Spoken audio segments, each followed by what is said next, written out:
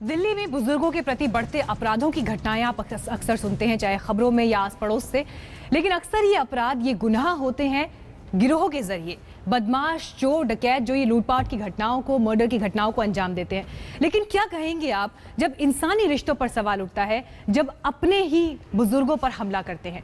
ऐसी ही घटना देश की राजधानी दिल्ली में सामने आई, जहां एक बेटी ने बेरहमी से अपनी मां को पीटा। और मां का दिल देखिए, इसके बावजूद स्वीकार नहीं किया कि बेटी ने उसे इस तरह से पीटा।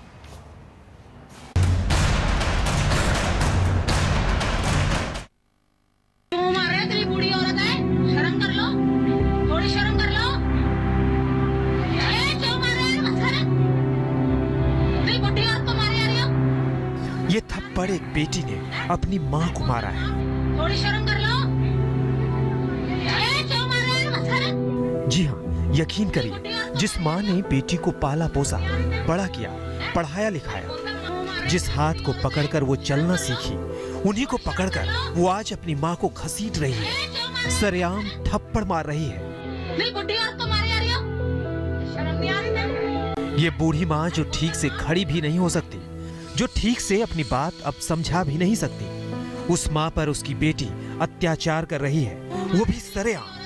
पहले थप्पड़ मारा, फिर जानवरों की तरह घसीटकर अंदर ले जाने की कोशिश की। पड़ोसी मना कर रहे हैं, लेकिन बेटी को मानो कोई फर्क नहीं पड़ता। क्यों मार रहे हो? तेरी बूढ़ी औरत है, शर्म कर लो, थोड़ी शर्म कर लो। क्यों मार रहे हो? बुढ़ी औरत को मारे आ रही हो? ये दिल दुखा देने वाला मामला दिल्ली के कालकाजी का है। बेटी ही मां को पीट रही है और जो बुजुर्ग महिला पिट रही है, उसका नाम गुरबचन कौर है।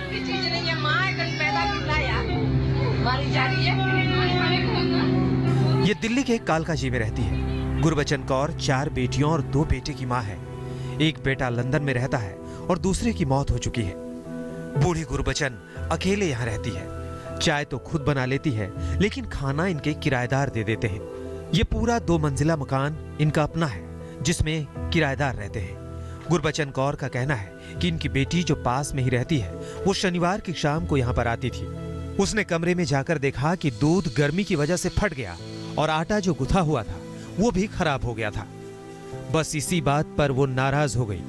बूढ़ी माँ इसके आगे की कहानी नहीं बता रही, पर इससे आगे की कहानी इनके किराएदार बता रहे हैं। आप खुद सुन लीजिए।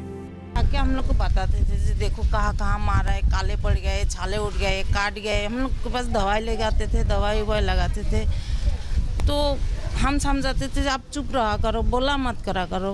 कहीं आते ही मारने लग जाते। क्यों मार रहे हो? तेरी बूढ़ी औरत है, शर्म कर लो, थोड़ी शर्म कर लो। जिस माँ को बेटी सरेआम पीट रही थी, उस माँ के लिए दुनिया का दिल पसीज रहा है। लेकिन कहते हैं ना कि माँ तो माँ होती है।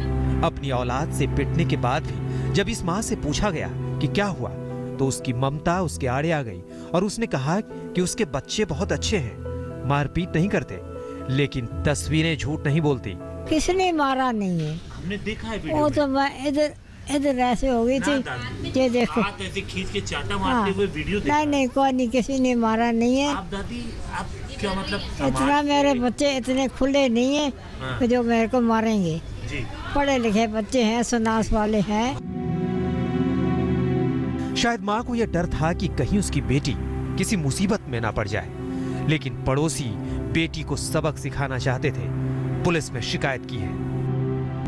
पुलिस भले ही इस मामले में कुछ कार्रवाई भी कर ले, लेकिन एक माँ के दिल पर जो जख्म बन चुके हैं, क्या वो उससे भरेंगे?